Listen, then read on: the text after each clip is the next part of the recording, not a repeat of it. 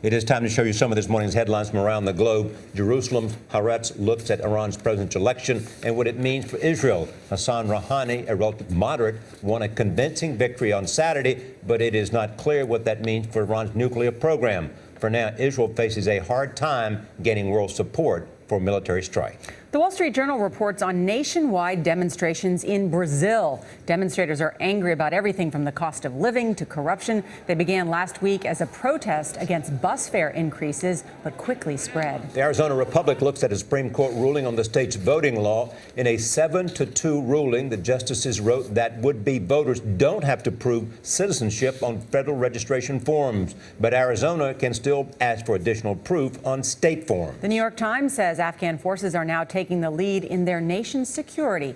American-led NATO forces handed over control this morning. The move comes nearly 12 years after the start of the war. U.S. combat forces will fully withdraw from Afghanistan next year. And USA Today says eating red meat can raise the risk of diabetes. A new study looks at those who increased red meat portions by a half, serving a day. Their chance of developing type 2 diabetes went up nearly 50%.